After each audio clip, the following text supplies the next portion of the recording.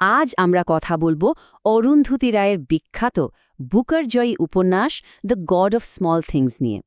এটা কিন্তু শুধু একটা পরিবারের গল্প না, এটা আসলেই সেই সব অদৃশ্য নিয়মকানুনের গল্প যা আমাদের বলে দেয় কে কাকে ভালোবাসতে পারবে, আর সেই নিয়ম ভাঙলে তার ফল যে কতটা ভয়ঙ্কর হতে পারে সেই গল্প, যাদের সমাজের একেবারে কিনারায় ঠেলে দেওয়া হয়েছে।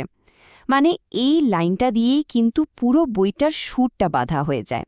এটা আমাদের সরাসরি মনে করিয়ে দেয় সেই মানুষগুলোর কথা, বিশেষ করে সেই নারী আর তথাকথিত অচ্ছুত বা আনটাচেবল চরিত্রদের কথা, যাদেরকে শুধু তাদের পরিচয়ের জন্যই এক অক্ষমত দাম চোকাতে হয়েছিল। তো আমাদের প্রথম পর্ব একটা বুকার জয়ী বিস্ময়। চলুন তো প্রথমে একটু জেনে নেওয়া যাক কি এমন ছিল এই বইটাতে যে এটা সারা বিশ্বে এতটা আলোড়ন ফেলে দিয়েছিল। লেখিকা সুজানা অরুন্ধতী রায়। তিনি কিন্তু একাধারে একজন ঔপন্যাসিক আবার একজন অ্যাক্টিভিস্টও। আর the God of Small Things ছিল তার লেখা প্রথম উপন্যাস। আর এই একটা বই তাকে সারা বিশ্বে পরিচিত করে তোলে। সালটা ছিল 1997। এই বছরই বইটা জিতে নেয় সম্মানজনক ম্যান বুকার প্রাইজ। আর কি বলবো, এই একটা পুরস্কারই বইটাকে আন্তর্জাতিক স্তরে একেবারে অন্য একটা জায়গায় নিয়ে যায়, বলা যায় বিশ্ব সাহিত্যে একটা পাকা জায়গা করে নেয়। এবার আমাদের দ্বিতীয় পর্ব, কেরালার একটা পরিবার। চলুন এবার আমরা সরাসরি গল্পের ভেতরে ঢুকে পড়ি, এর পরিবেশ আর চরিত্রগুলোর সাথে পরিচিত হই। গল্পটা আমাদের নিয়ে যায় দক্ষিণ ভারতের কেরালায়, সেখানকার একটা ছোট্ট শহর আইমেনেমে। আর সময়টা দুটো ভাগে দেখানো হয়েছে। একবার আমরা ফিরে যাই 1960-এর দশকে, যখন আসল ঘটনাগুলো ঘটেছিল, আবার ফিরে আসি 1990-এর দশকে, যখন চরিত্ররা তাদের সেই যন্ত্রণার অতীতের মুখোমুখি হয়। আচ্ছা, এখানে আমরা গল্পের প্রধান চরিত্রগুলোকে দেখতে পাচ্ছি। একদম কেন্দ্রে আছে আম্মু, একজন ডিভোর্সড মা, আর তার দুই যমজ সন্তান রাহেল আর এস্থা। আর তাদের ঘিরেই আছে পরিবারের অন্য সবাই, যেমন আম্মুর ভাই চাকু আর ভেলুথা, একজন অচ্ছুত ছুতর। এদের প্রত্যেকের ছোট বড় সিদ্ধান্তই কিন্তু শেষ পর্যন্ত ওই মর্মান্তিক ঘটনাটার কারণ হয়ে দাঁড়ায়। এই যে আই পরিবার, বাইরে থেকে দেখলে মনে হবে বেশ অবস্থাপন্ন, কিন্তু বাড়ির ভেতরে ছিল একটা দম বন্ধ করা পরিবেশ। আম্মু ডিভোর্স হওয়ায় নিজের বাড়িতেই তার কোনো দাম ছিল না, অধিকার তো দূরের কথা। আর তার ছেলেমেয়ে দুটোকেও দেখা হতো বাড়ির বোঝা হিসাবে। মানে সব ক্ষমতা ছিল তার দাদা চাকর হাতে। পরিবারের এই থমথমে ভঙ্গুর শান্ত পরিবেশটা একদম ওলটপালট হয়ে যায় যখন চাকর মেয়ে সোফি মোল ইংল্যান্ড থেকে বেড়াতে আসে। ওর আশাটা ছিল, জানেন, অনেকটা শান্ত জলে একটা ছোট্ট ঢিল ফেলার মতো, যা থেকে পরে একটা বিশাল ঢেউ ওঠে। তৃতীয় পর্ব, নদীতে ডুবে যাওয়া। এবার আমরা গল্পের ঠিক সেই জায়গায় পৌঁছব, সেই মর্মান্তিক মুহূর্তটায় যেটা প্রত্যেকের জীবনকে চিরদিনের জন্য বদলে দিয়েছিল।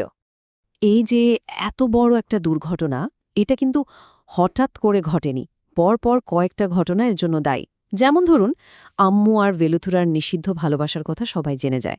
বাড়িতে শুরু হয় তুমুল অশান্তি। এর মধ্যে দুই যমজ ভাই বোনে ঠিক করে তারা বাড়ি থেকে পালাবে, আর তাদের সঙ্গে যাওয়ার জন্য জেদ ধরে সোফি মোল। ব্যাস, এই ছোট ছোট ভুলগুলোই একটার পর একটা জুড়ে গিয়ে একটা ভয়ঙ্কর পরিণতির দিকে সবাইকে ঠেলে নিয়ে যায়।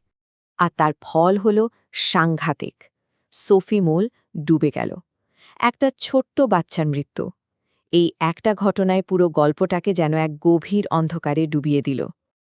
আর এই দুর্ঘটনার পর পরিবারটা নিজেদের পিঠ বাঁচাতে কি করল জানেন? তারা বলির পাঠা বানালো একজন নিরপরাধ মানুষকে, ভেলুথাকে। শুধুমাত্র তার জাতটা নিচু ছিল বলে তার ঘাড়ে চাপিয়ে দেওয়া হলো কিডন্যাপিং আর খুনের মতো ভয়ঙ্কর মিথ্যা অভিযোগ। আর এখানেই কিন্তু আসল প্রশ্নটা উঠে আসে, যেটা ঘটেছিল সেটা তো একটা দুর্ঘটনা, তাহলে তার সব দায় একজন নিরপরাধ মানুষের ঘাড়ে কেন চাপানো হলো? কেন ভেলুথাকে দোষী বানানো হলো? এর উত্তরটা কিন্তু লুকিয়ে আছে সমাজের সেই সব অদৃশ্য নিয়মকানুনের ভেতরে। চতুর্থ পর্ব, যে আইনগুলো খুন করে। চলুন এবার আমরা একটু গভীরে যাই আর দেখি কোন সেই অদৃশ্য সামাজিক শক্তিগুলো আসলে এই ট্র্যাজেডির পিছনে ছিল। এর একদম গোড়ায় রয়েছে কাস্ট সিস্টেম বা বর্ণপ্রথা। ভেলুথা ছিল একজন অচ্ছুত বা দলিত, মানে সমাজের চোখে সে এতটাই অপবিত্র যে তাকে ছোঁয়াটাও পাপ। আর এই পরিচয়টাই তার বিরুদ্ধে সবচেয়ে বড় প্রমাণ হয়ে দাঁড়ালো। তার কোনো কথা, কোনো যুক্তি শোনারই দরকার মনে করল না কেউ। এই উপন্যাসেই আমরা পরিচিত হই একটা অদ্ভুত ধারণার সাথে, ভালোবাসার আইন বা লাভ লজ। এগুলো কিন্তু খাতায় কলমে লেখা কোনো আইন নয়।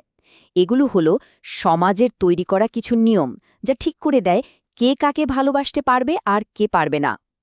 একজন উঁচু জাতের মহিলা আম্মু আর একজন অচ্ছুত পুরুষ ভেলুথার ভালোবাসা ছিল এই নিয়ম ভাঙার সবচেয়ে বড় উদাহরণ।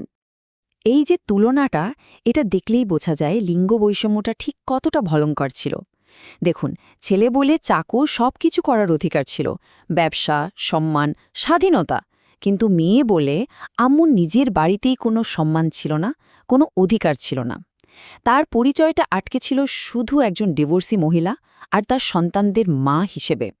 এই কথাটা, এটা শুনলে বোঝা যায় যে শুধু সমাজ নয়, আইনও তাকে কিভাবে দেখত। আম্মু যখন বেলুথার হয়ে সত্যিটা বলতে থানায় গিয়েছিল, তখন পুলিশ অফিসার তাকে এভাবেই অপমান করে।